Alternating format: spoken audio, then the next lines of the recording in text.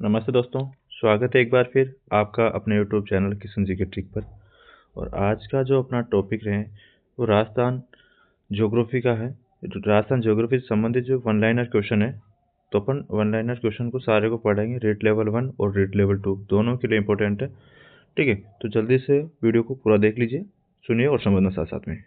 Video start करते हैं आज की। तो है भौगोलिक दिशाओं के आधार पर। पहला क्वेश्चन है, भौगोलिक दिशाओं के आधार पर राजस्थान को बांटा जा सकता है। तो कितने भागों में बांटा जा सकता है? 4 भागों में बांटा जा सकता है। राजस्थान का मरुस्थलीय प्रदेश भूगर्भिक दृष्टि से प्राचीन भूखंड का भाग है। तो किसका भाग है? टेटी सागर का भाग है, याद रखिएगा। नेक्स्ट है, राजस्थान का सर्वाधिक भाग जो है रेगिस्तान है, और राजस्थान का सबसे कम भूभाग कहाँ है? जो सबसे कम भूभाग जो है वो पठारी प्रदेश है। राजस्थान में भौतिक प्रदेश का सर्वाधिक विस्तार कहाँ है? पश्चिम राजस्थान में जो है भौतिक प्रदेशों का विस्तार है। आगे देखिए, सारे वन लाइनर क्वेश्चन है और एग्जाम में सीधे छपने वाले क्वेश्चन है। थार मरुस्थल राजस्थान के 2/3 भाग में विस्तृत है, याद रखिएगा। 2/3 भाग में विस्तृत कौन सा है? थार मरुस्थल है। अरावली का तारागढ़ शिखर किस जिले में है? तो जो अरावली का जो तारागढ़ जो पर्वत चोटी है, कहाँ पे है? अजमेर में स्थित है वो। और रण से त्रिबाहुल्य वाला जिला कौन सा है? तो रण या टाट क्षेत्र कौन से में? जैसलमेर में पाया जाता है। राजस्थान को उत्तरी पश्चिमी व दक्षिण पूर्वी भाग में विभाजित किया। राजस्थान को उत्तरी पश्चिमी व दक्षिण पूर्वी भाग में विभाजित किसने किया है? अरावली ने, याद रखिएगा। जो राजस्थान है उसको ये अरावली जो आती है, इसको इधर पश्चिम इधर पूर्व, तो इसको विभाजित किसने किया है? अरावली ने विभाजित किया है, याद रखिएगा। नेक्स्ट है, जरगा पर्वत है। जरगा पर्वत कहाँ है? उदयपुर में स्थित है जरगा पर्वत। और मध्य अरावली श्रेणी के अंतर्गत पहाड़ी आती है। तो कौन सी पहाड़ी जो मध्य अरावली श्रेणी के अंतर्गत आती है? तो शेखावटी निम्न पहाड़ी, जो मारवाड़ पहाड़ी भी कहते हैं इसको। आगे देखते हैं, मारवाड़ की पहाड़ियाँ आती है इसके अंतर्गत। आगे बाड़मेर, जैसलमेर, बीकानेर चट्टानी प्रदेश के पूर्व में कच्छ की खाड़ी से प्रारंभ होकर बीकानेर के उत्तर में महान मरुभूमि का विस्तृत क्षेत्र को कहते हैं। तो क्या बोलते हैं? लघु मरुस्थल कहते हैं। नेक्स्ट है, आबूखंड के अतिरिक्त अरावली श्रृंखला का उच्चतम भूभाग उदयपुर के उत्तरी पश्चिम में कुंभलगढ़ के गोगुंदा के बीच का पठार के रूप में स्थित है। तो कौन सा पठार स्थित है? तो बोराट का पठार। आगे हैं, अजमेर के उत्तर पूर्व स्थित अरावली श्रृंखला में पाई जाने वाली 2 वायु घाटियां हैं। तो कौन सी है? सांबर झील के आसपास अजमेर ब्यावर के बीच में जो है 2 वायु घाटियां पाई जाती है। आगे है, राजस्थान की सबसे ऊंची चोटी कौन सी है? तो गुरु शिखर जो है सबसे ऊंची चोटी है, 1727 इसकी ऊंचाई है, 1722 से 1727, याद रखिएगा। और राजस्थान की सबसे प्राचीन पर्वत श्रृंखला कौन सी है? अरावली है। और राजस्थान में अरावली पर्वत श्रृंखला का विस्तार जो है दक्षिण पश्चिम से उत्तर पूर्व की ओर है। और पूर्वी राजस्थान और हरियाणा राज्य में अरावली के दर्रे द्वारा मरुस्थल का विस्तार हो रहा है, और ये सांबर गेप के द्वारा हो रहा है। दोस्तों, आपको स्पीड बढ़ाने की ज़रूरत नहीं है, क्योंकि स्पीड ऑलरेडी मैं तेज जल्दी कंप्लीट करवा रहा हूँ। तो आप बस इसको सुनते जाइए, और एग्जाम में कहीं से भी क्वेश्चन बन सकता है, तो आप इसको जल्दी सुनते जाइए। आप किसी भी एग्जाम की तैयारी कर रहे हो, रेट लेवल 1, रेट लेवल 2 या LDC second grade, high court, किसी भी, तो सबके लिए जीके सेम है। तो आप इसको बस देखिए जरूर। अरावली पर्वतमाला दक्षिण पश्चिम में राजस्थान के सिरोही जिले से प्रारंभ होकर उत्तर पूर्व में जाती है।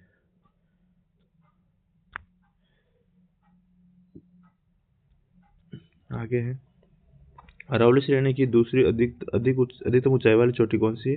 शेर। और सापेक्ष दृष्टि से राजस्थान के वो आकृतिक प्रदेश का भाग जो अस्पष्ट उदर प्रभाव का क्षेत्र है, तो कौन सा है? दक्षिण पश्चिम। भारत में सबसे प्राचीन पर्वत श्रृंखला है, तो कौन सी है? अरावली। राजस्थान के जिस क्षेत्र में विंध्य पठार विस्तार है वह है दक्षिण पूर्व।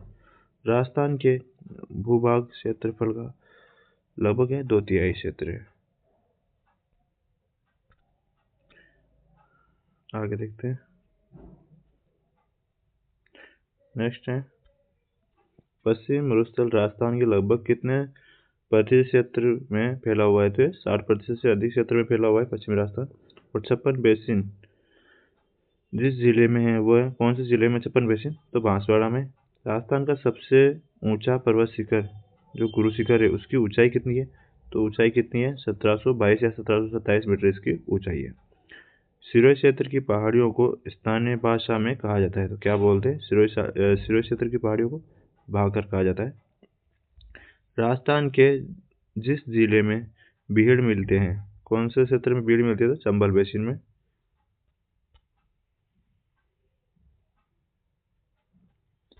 आगे है बांसवाड़ा व डूंगरपुर के मध्य के भूभाग को जिस नाम से जाना जाता है, तो बांसवाड़ा और डूंगरपुर के मध्य के भाग को क्या बोलते हैं? मेवल।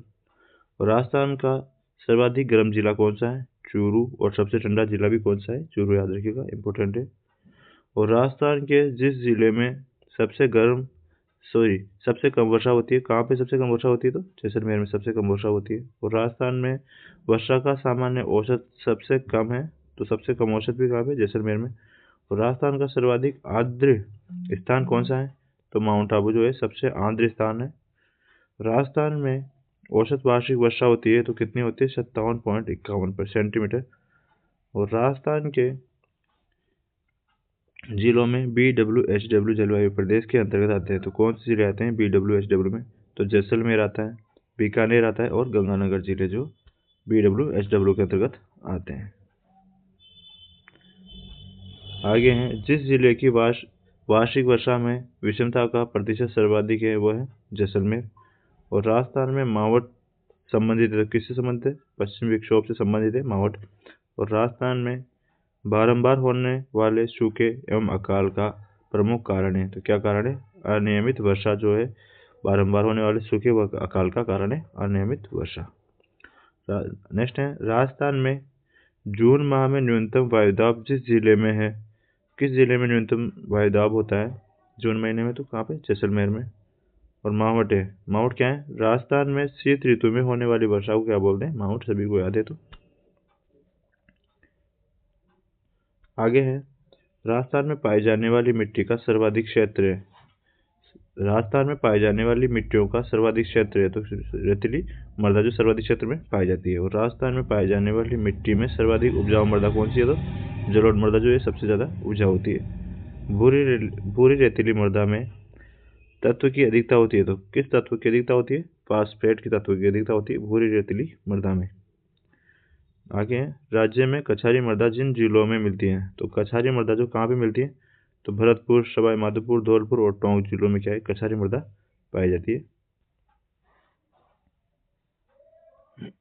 आगे है मिश्रित लाल और काली मृदा में सामान्यतः फसल प्राप्त की जाती है। मिश्रित लाल और काली मृदा में सामान्यतः फसल प्राप्त की जाती है, तो कौन सी? काली मिट्टी में कपास और मक्का की फसल प्राप्त की जाती है। मक्का के लिए सर्वाधिक उपयुक्त मृदा कौन सी है? तो दोमट मृदा जो होती है वो मक्का के लिए सर्वाधिक उपयुक्त होती है। और मूंगफली की फसल के लिए सर्वाधिक उपयुक्त मृदा कौन सी है? हल्की बलुई मिट्टी जो है मूंगफली के लिए उपयुक्त होती है। और बाजरे के उत्पादन के लिए सर्वाधिक उपयुक्त मृदा कौन सी है? तो बलुई मृदा जो होती है वो बाजरे के लिए उपयुक्त होती है। राजस्थान की कछारी मृदा का बाहुल्य क्षेत्र है, तो राजस्थान में कछारी मृदा का बाहुल्य क्षेत्र का है पूर्वी क्षेत्र में।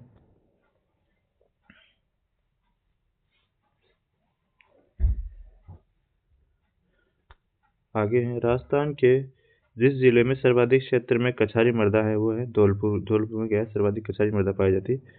और राजस्थान में भूरी मृदा का प्रसार क्षेत्र है, तो कौन सा है? अरावली के दोनों तरफ के भाग। और हाड़ौती नेक्स्ट है हाड़ौती पठार की मृदा है, कौन सी है? मध्यम काली मृदा जो है हाड़ौती पठार की मृदा है। मृदा की लवणता एवं क्षारीयता की समस्या का दीर्घकालीन हल है, तो क्या है? जिप्सम। बस नेक्स्ट है आगे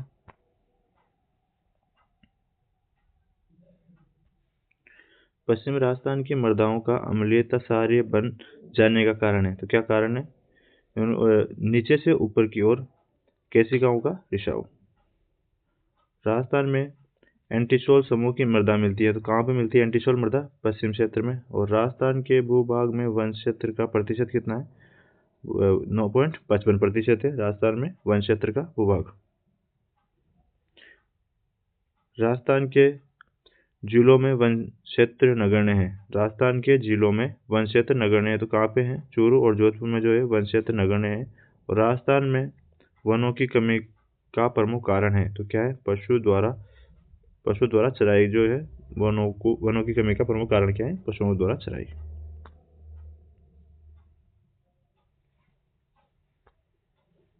आगे, पश्चिम राजस्थान में वनस्पति को सर्वाधिक नुकसान पहुंचाने वाली पशु है, जो सर्वाधिक वनस्पति को कौन सा जो जानवर नुकसान पहुंचाता है? तो भेड़। और राजस्थान के वनों में सर्वाधिक वृक्ष मिलते हैं, तो कौन से वृक्ष मिलते हैं राजस्थान के वनों में? धोक। और राजस्थान में सिल्वीकल्चर की जाती है, तो सिल्वीकल्चर जो होती है वो कहाँ पे की जाती है? बांसवाड़ा में। और सागवान के वृक्ष संकेंद्रित हैं, तो कहाँ पे सागवान के वृक्ष कहाँ पे पाए जाते हैं? बांसवाड़ा में।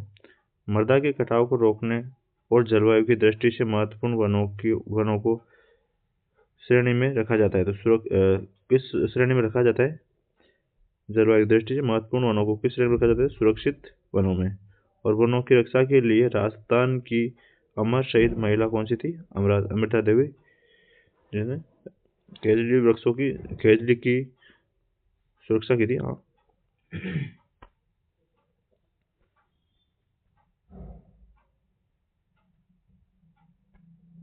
आगे हैं मरुस्थल वन रोपण शोध केंद्र स्थित है, तो कहाँ पे है?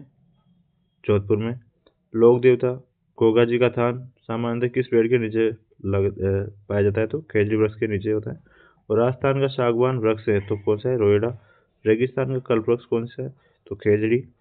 वन क्षेत्र का सर्वाधिक प्रतिशत जिस जिले में पाया जाता है वो है उदयपुर। वन क्षेत्र का सर्वाधिक प्रतिशत जिस जिले में पाया जाता है वो कौन से? उदयपुर। और उदयपुर में सर्वाधिक वन पाए जाते हैं। सेवन घास जैसलमेर जिले में विस्तृत रूप से उगती है। सेवन घास कहाँ पे उगती है? तो जैसलमेर जिले में।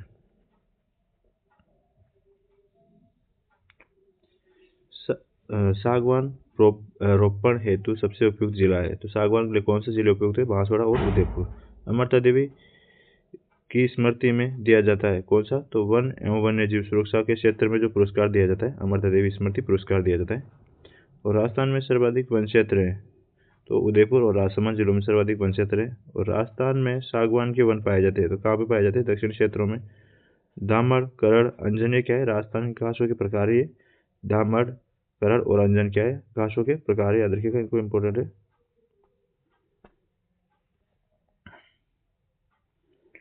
आगे हैं, राजस्थान में खस घास उत्पादित होती है। खस घास कहाँ पे होती है? सवाई माधोपुर में, भरतपुर, टोंक और केवलादेव घना पक्षी विहार स्थित है, तो कहाँ पे है? भरतपुर में स्थित है केवलादेव घना पक्षी विहार।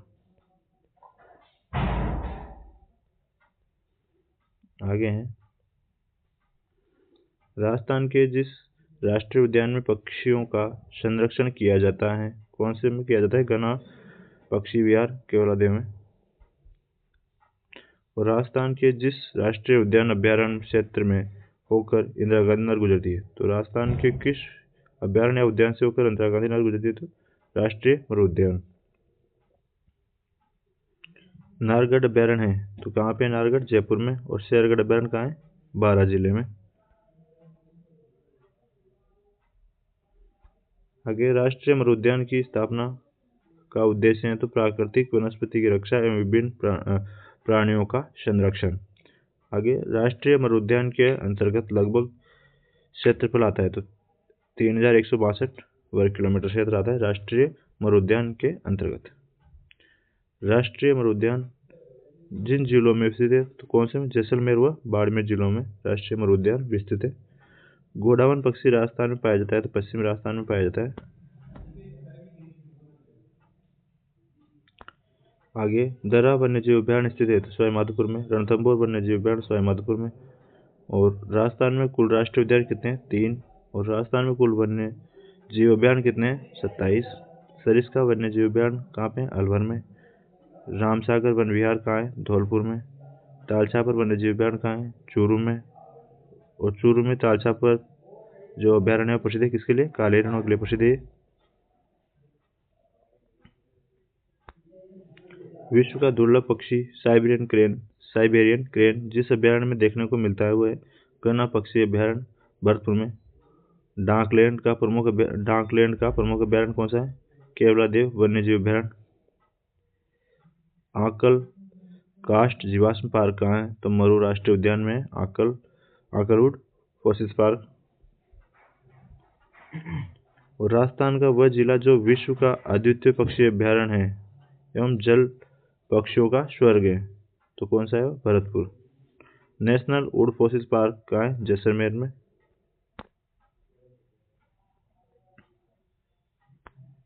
आगे रणथंभौर राष्ट्रीय उद्यान का नया नाम क्या है? राजीव गांधी राष्ट्रीय पार्क। गन्ना पक्षी विहार राष्ट्रीय उद्यान घोषित किया गया था 1981 में। और बाघों के संरक्षण हेतु राजस्थान के राष्ट्रीय उद्यान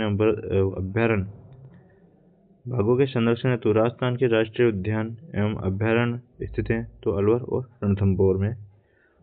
सरिस्का एवं रणथंभौर जिलों के लिए संरक्षित है। सरिस्का एवं रणथंभौर जिसके लिए संरक्षित हुए बाघ के लिए। थर्ड, ग्रेट इंडियन ब्रेस्टेड है, तो गोडाउन को बोलते हैं ग्रेट इंडियन ब्रेस्टेड।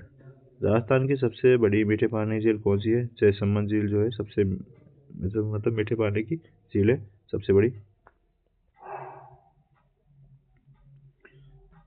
आगे राजस्थान की सबसे प्राचीन प्राकृतिक झील कौन सी है? पुष्कर। और पंचभद्रा झील स्थित है, तो बाड़मेर जिलों में स्थित है। खारे पानी की झील है कौन सी है? पंचभद्रा झील।